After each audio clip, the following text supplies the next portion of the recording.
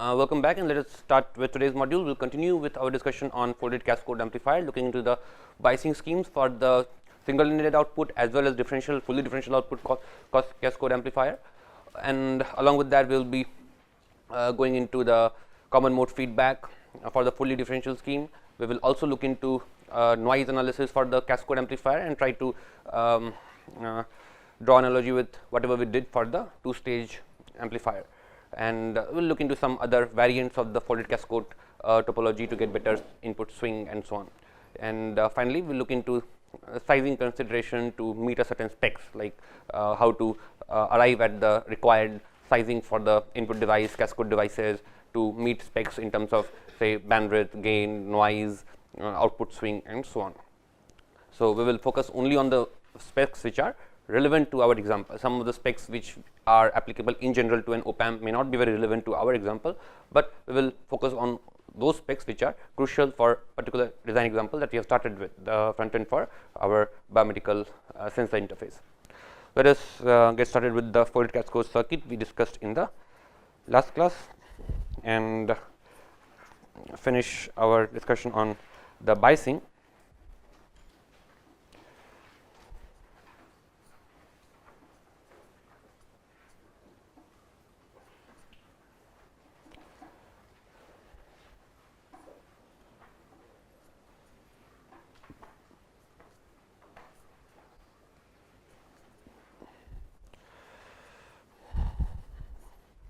So, we discussed how to bias the NMOS transistors in the bottom stack.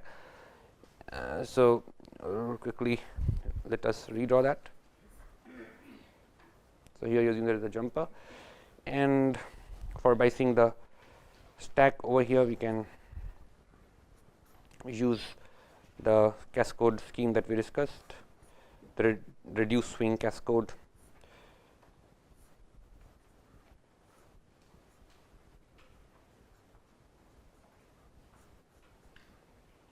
Assuming that there is a IREF coming over here, which is common to both these branches.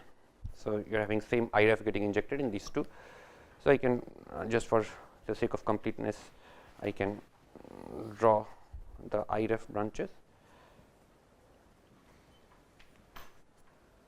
Suppose they are getting mirrored with some reference branch. So, here when I connect this, it means of course the gates are connected. So, whenever I am crossing these lines horizontally, means the gate of the corresponding MOSFETs lying in that horizontal line are all connected.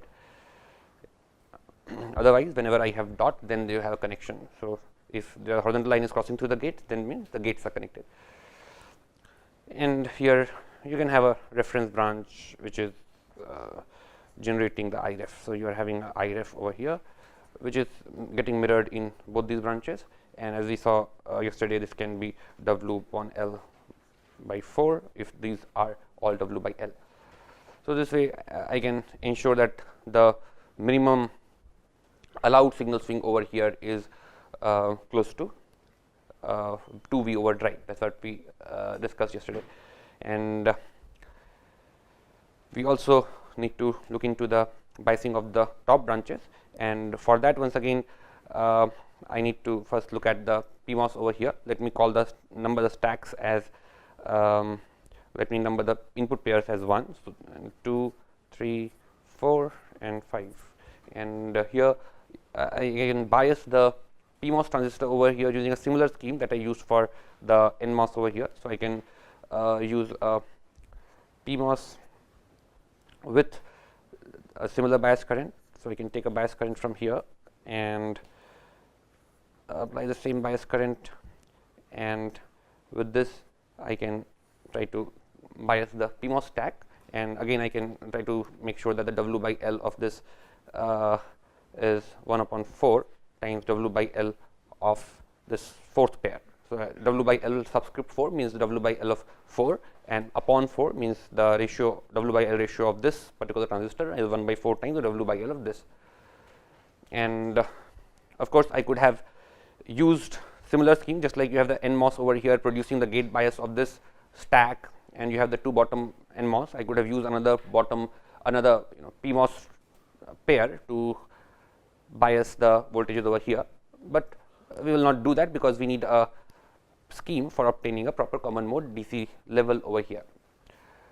So, before we go there, we can see what is going to be the overdrive voltage for this MOSFET, and corresponding to that what is going to be the gate voltage for this MOSFET, and hence the maximum output swing that you can achieve at this point. So, if I am having the same IREF flowing in this device, and therefore, we are once again expecting that the overdrive voltage of this MOSFET will be 2 times V overdrive of the NMOS over here. So, if this device is having V overdrive and you are having the same dimensions over here, this device is also having V overdrive. Therefore, what we are expecting is the VSG of this MOSFET is going to be VDD or rather mod VT plus 2 V overdrive, because W by L is 4 times. Therefore, this potential, this DC potential will be VDD minus VSG, which is 2 V overdrive plus mod VT, assuming that the MOSFET parameters are similar, NMOS and PMOS parameters are similar. So, this particular gate voltage will be VDD minus VSG of this MOSFET. So, this is VDD, and we are assuming that this is 1 by 4 W by L. As a result, assuming that the overdrive voltage over here is going to be twice, as a result the gate potential is 2 V overdrive, or effectively basically the V overdrive of this particular device plus mod VT, and hence the maximum potential that you can have here is this VG plus mod VTP, and therefore, the V out max under this scheme once again is close to the maximum value that I would like to have, which is VDD minus 2 V overdrive plus 2 mod VT, because you have this number plus another mod VT. So, gate voltage plus mod VT is the maximum allowed value. Therefore, you get VDD minus so it has to be VDD minus so here basically you are having V overdrive, which is VGS minus VT, and as a result, if I am biasing this gate potential to VDD minus VSG, where the VSG is going to be equal to the V overdrive plus mod VT, and as a result, the potential over here that you can have at the max is just a minute. So, just what is the mistake I did? So, you have VDD minus, so you have the overdrive voltage of this, which is twice as compared to the overdrive voltage of this one, and as a result, you are having the VG, which is VDD minus VSG. So, VSG is basically the V overdrive of this MOSFET, which is twice plus mod VT of this MOSFET. As a result, you have the VG, which is VDD minus 2 V overdrive plus mod VT. As a result, the maximum potential that you can have over here is plus this plus mod VT, sorry. So, you have a minus sign here plus, so minus 2 V overdrive. So, this is what we expect, and as a result, once again on the upper side I have the V out max, which is VDD minus 2 V overdrive, and lower side anyway we have ensured that it is going to be V out min is also going to be 2 V overdrive on the lower side. So, the gate potential of the 2 PMOS over here for the fourth pair has been set accordingly, so that we get the maximum potential over here, but now we also need to set the gate potential of the topmost PMOS pair, and there we need to have some controls, so that we can determine what is the common mode DC level, and there once again we can take the help of a common mode feedback amplifier, error amplifier, so that we can set a desired potential over here. Now, since on the upper and lower side we are able to achieve symmetric swing as compared to the VDD, we have symmetric swing available over here. On the upper side it can go maximum to VDD minus 2 overdrive, and on the lower side it can go to 2 V overdrive. Therefore, the a good biasing point would be V out max plus V out min by 2, which is basically VDD by 2 approximately, and therefore, if I am going for 1.8 supply volt, I can afford to keep the output DC potential close to 0.9 volt, and in order to do that, once again I can take the help of my error amplifier. Now, whether I choose an error amplifier with a current mirror load or a diode connected load, that is another question. For that we need to look at the loop gain. Once we apply that error amplifier in this particular circuit and try to obtain the bias point for the PMOS, we need to be sure that the overall loop gain is within limit. Preferably we can stick to GMRO whole square rather than going to GMRO cube. So, a good limit would be GMRO square, and also we need to see whether the same compensation scheme for the differential operation is able to stabilize the common mode loop. Now, another question that I would like to ask about the common mode feedback, whether to use PMOS load and NMOS input device, or to use NMOS load and PMOS input device. And here we can see that again the bias point is supposed to be provided for the PMOS load, and therefore the gate voltage over here, the output of the error amplifier, the DC point of the output of the error amplifier is supposed to be close to the DC bias point of this gate, and therefore it is advisable to choose an error amplifier with PMOS load, so that its output DC point, output bias point under the stable operation is close to the DC gate potential of the PMOS. Therefore, I will use a PMOS load error amplifier,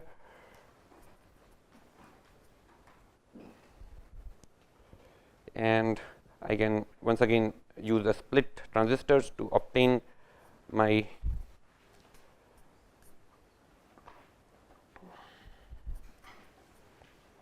here. Using the split transistor becomes all the more important because the output impedance is pretty high, and we may not like to redegrade the overall small signal resistance over here. So, since the overall gain is dependent upon the high impedance at this node, we would not like to degrade it by putting a voltage divider. So, it becomes all the more crucial to use a split pair for extracting the common mode level. And then we have to decide the polarity. So, if this is if I call this say Vi plus and Vi minus. So, with respect to this, if I say if the input signal Vi plus is going high, we have an overall inversion over here. So, from here to here in this particular branch, we are having VO plus at this point, VO minus at this point. There is a overall inverting gain. If Vi plus goes high, this current goes up, this current reduces, and if this current over here goes up, remember this is supposed to be providing a bias current, it is fixed with some DC potential. So, if this current is going up, that means the current in this branch is reducing, and as a result the current supplied in this particular branch is going down. So, if this is going up, and hence this current, the larger fraction of the current provided by the PMOS is being sunk by the pair, the input side over here, that means the current going into the bias branch over here is reducing. As a result, you will have this particular potential going down, and on the other side this potential will be going up, because if the Vi plus is going up and this is going down, this current is reducing, this current reducing, that means a smaller fraction of the total current provided by this PMOS is being sunk by the second input device, and hence the current in this branch is going to increase. As a result, this output potential is going to go up. So, that way we can understand which one is the positive one and which is the negative one. So, we have VO plus and VO minus. So, of course, again point of view we have done the analysis, and we know that if I look at the single ended version, I have a overall inverting gain. So, whatever side we are looking at, if this is Vi plus, I get the VO minus over here, because this is going to be inverting and this is going to be the non-inverting. So, this is VO plus, and from the point of view of current directions also we can look at the circuit. So, if you are having the total bias current I bias provided by this MOSFET, and suppose the total bias current in the stack is also each of them is also having I bias by 2.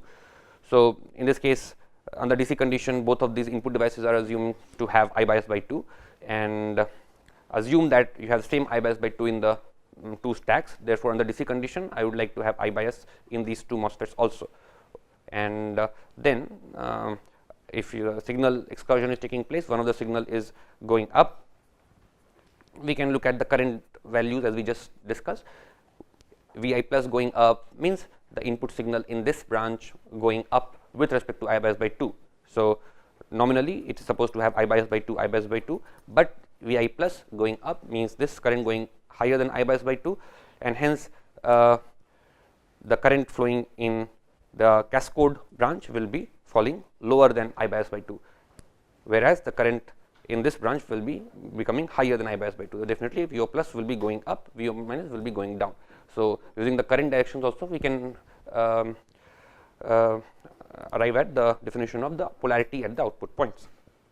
So, this is my VO plus and VO minus. I can connect it over here, VO plus and VO minus, and then again if I am trying to set it to a particular DC potential, I would put the VCM ref over here, which is close to VDD by 2. So, I will put the DC potential over here VDD by 2, and then I have to see what is the polarity required. So, if the VCM is going up, that means I would like this gate potential to be pulled up so that it goes down.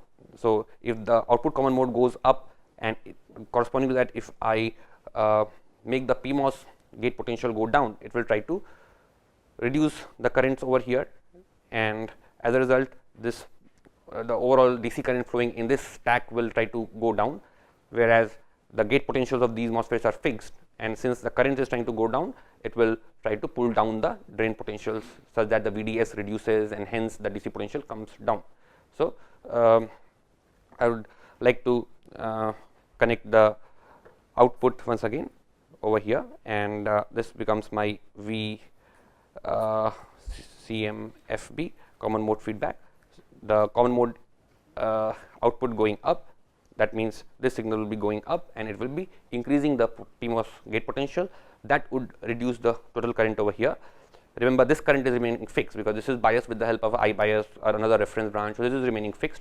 As a result, when this gate potential increases, that means definitely the current going in this stack is reducing, and if current going in this stack is reducing and these two gate potentials over here they are fixed, that means the drain to source potential must go down to support reduced current in this stack, and hence it will try to maintain the same common mode DC potential as the reference DC potential over here. This is clear? Any doubts? So, this is the way we have completed the DC bias for the overall fully differential cascode amplifier. We have to we are yet to address the question of the load, choice of the load. We have answered the type of transistor for the load, means the input is NMOS and output the load is PMOS, so that we can get a DC bias point over here which is close to the gate potential of a PMOS. So, that is what we have just discussed. And however, we would also like to make sure that the overall loop gain is sufficient, is within limit. So, a good number is GMRO square, it should not be GMRO cube, so that stability becomes an issue. So, for that we need to figure out that in the overall common mode response, what is the loop gain. So, we can go through that towards the common mode half circuit to analyze that. Before we go there, any question regarding whatever we have done so far?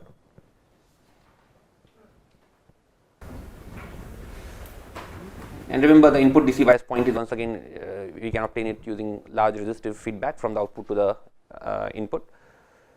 So, we are not worrying about the input DC bias point, and the advantage of the folded cascode is that having the output DC point determining the input DC point does not affect the output swing. We saw that if you are having the unfolded case, the normal stacked cascode amplifier differential version, there of course the output DC potential, it cannot be directly connected to the input DC potential because it affects the output swing negatively. But in the case of folded cascode, the output DC potential over here is not directly impacting the input swing over here, and therefore, it is convenient to directly connect the output DC potential to the input DC potential. That.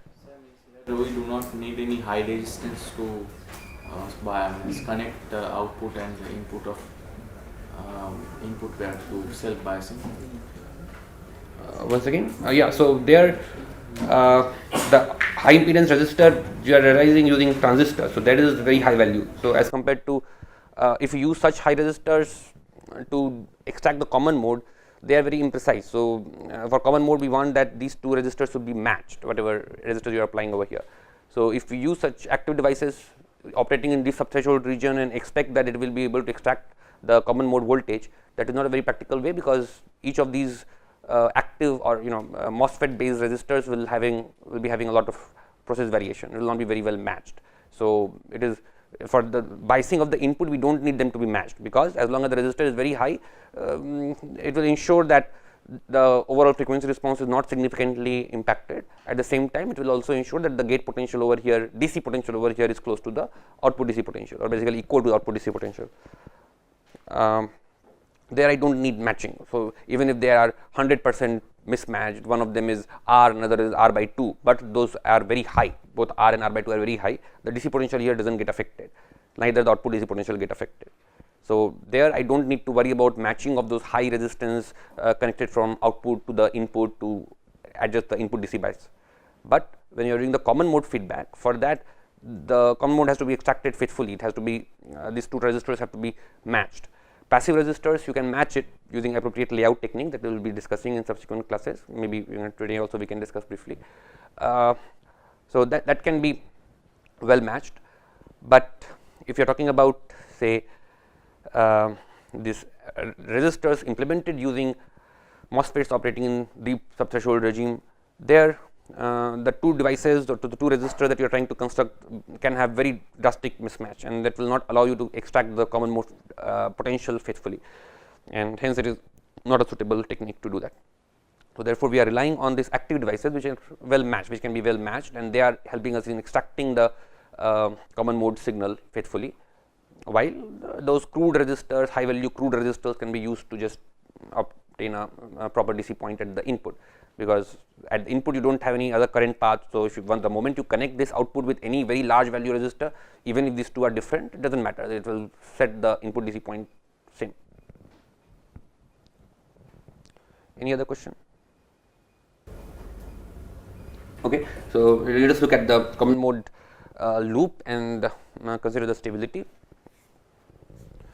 So, half circuit point of view, we will once again you can visualize what are we going to do. So, for the half circuit, these two nodes are going to be DC potential. So, I am going to set these to AC ground. This is also DC potential, this is also going to be set to AC ground, and I have the output of the common mode feedback amplifier coming over here. What should I do? The input is also AC ground, and this current source is also an AC ground. So, input point of view also we are just going to have overall impedance looking into this drain, because these two are set to AC ground. I am just analyzing the common mode feedback loop. So, effectively if I just want to preserve the exact numbers and take care of the multiplying factor, whether 2 is going to come or not, I should be clubbing these two devices up. So, if it sum these two up, I am going to get 2 times GM1 over here. So, let me club these devices one by one and construct the common mode half circuit. So, this is going to be 2 times GM1, because after clubbing these two common mode, you have W by L getting twice and I getting twice, therefore 2 times GM1, and gate is anyway AC ground, and you have the you call this 6. So, you have the M6 also, the gate being AC ground. So, this is your M6, and on the other side you have the PMOS. Once again you are clubbing these two PMOS. So, you are going to have GM 5 twice, GM5 coming over here, and the gate is supposed to receive signal from the error amplifier. For M4, once again if I club the two M4s over here, we are going to get the overall bias current getting doubled, and hence the RO, if you are looking in for M4, is going to be RO by 2 of the individual M4. So, we should just be careful about the RO of the M4, and then you have the M3 and the M2 also getting clubbed together with gate set to AC ground, because they are all DC potentials, and these are also going to be having just half the RO by 2. Each of them are also going to have half the RO by 2. Now, if I look at the error amplifier, you have the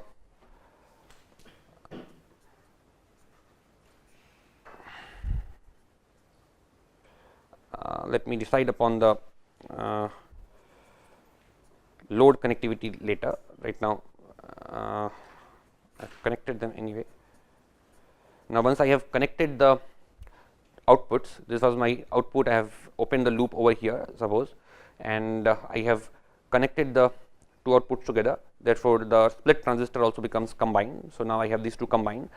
and the GM of both these devices are same, and here I have I'm putting say an AC ground over here, and I have the Vref coming over here, which is VDD by 2, and the output is supposed to be coming back to the potential over here. So, once again I can trace my gain from this input point to the final output coming over here, and based on that I can decide whether to choose a direct connected load or choose a current mirror load. So, if I look at the I know the gain of this stage. If I choose a direct connected, I know what is the gain. If I choose current mirror load, I know what is the gain. So, let us first see the gain from here to here. So, this is nothing else but our simple stacked cascode amplifier, single ended cascode amplifier. The only factors, if you want to be accurate, is that here if I look at the impedances at this particular point, you have a large impedance coming over here. So, if I want to get the exact value of the gain, once again here you have a small signal current produced by this M5, which is going to be getting divided between this branch and this branch. What is the impedance looking in downwards? Just RO. Here GM RO square is much larger. As a result, I can altogether ignore the presence of this branch in comparison with the signal going down, and as a result I am left with basically my only the cascode stage. This may not play an important role because it is providing a much larger impedance at this point, and as a result the overall gain from this stage we know it is going to be GM times RO whole square by 2, and we know that the overall RO has been clubbed together. So, it is basically 2 times GM of M5 if I want to be accurate, and then you have the RO by 2 coming for all the MOSFETs together. They have been multiplied by half. So, 2 times GM5 RO by 2 square by 2 is the overall gain that I can expect from this loop. Therefore, the order is GM RO square, that is what we can see. So, same as 1 upon 2 GM RO square, and also now based on this we can determine what should be the connectivity over here. So, since the gain provided by this stack is GM RO square, I would like to restrict the loop gain to GM RO square, so that the compensation can be achieved much more conveniently, and therefore I can choose this to be direct connected load. So, rather than having a current mirror, I will disconnect these 2 gates and connect them separately using diode connection, and in that case the gain of this stage is just close to unity, and hence the loop gain will be close to GM RO whole square by 2, which is a desired number. And so, this is the overall open loop, the overall loop gain for this common mode feedback, and once again we have discussed what are going to be the critical poles in this loop gain. So, these 2 are going to be now high frequency nodes because they are diode connected. So, they are not going to give you dominant poles. We have of course the dominant pole over here because the impedance at this point is pretty large, GM RO square, and here we have approximately RO. So, this is the dominant pole, these are the non-dominant poles, and we have seen that just by putting a capacitance over here we can make sure that the overall loop is getting compensated. So, we can use a capacitor value here which is GM RO times the parasitic capacitances over here, and that can facilitate the stability of the closed loop. So, that is what we have discussed yesterday. We have discussed that the total parasitic capacitances over here can be close to say around 100 femtofarad at the max, and for 180 nanometer technology, even if you use larger MOSFETs, the total capacitance over here can be limited to 100 femtofarad.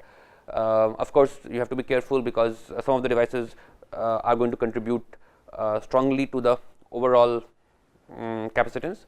Which one of these 2 PMOS is going to contribute more to the capacitance? Because that compensation criteria is also important to meet, because you are assuming that the capacitance over here is small, therefore, nominal capacitance value of few picofarad is sufficient for compensating that. And if you are assuming that this is few picofarad is sufficient, I would have to make sure that this total capacitance over here is not more than say 100 femtofarad, close to that. So, that GMRO, if I am targeting a GMRO of around 100, this few picofarad of capacitor higher than order of magnitude, couple of orders of magnitude higher than this 100 femtofarad is able to compensate this. So, remember our overall gain criteria is around 10 to the power of 3 to 10 to the power of 4, and therefore what we are expecting is this GM RO whole square factor is going to give us something around 10 to the power of 4, and hence the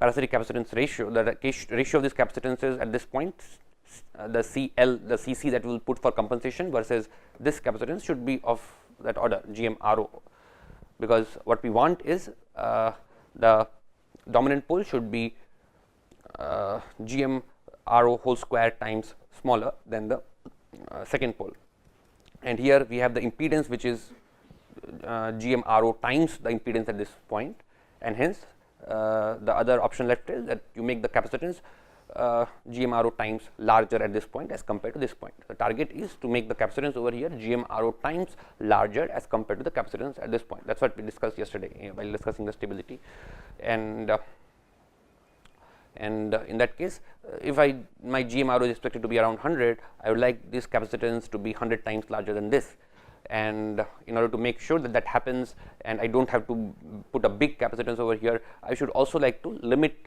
the total parasitic capacitance over here, and for that I need to carefully see which transistor is going to dominate the total capacitance at that point. So towards that end we can see the overall contribution of the capacitances coming at this point, because ultimately it is going to play an important role in compensation of both the loops, the differential loop as well as the common mode loop.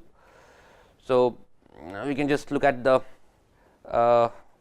overall parasitic capacitance at this point in the common mode loop. For the common mode loop, we can see there is definitely going to be a effective Miller multiplication between the gate and the drain of this particular MOSFET.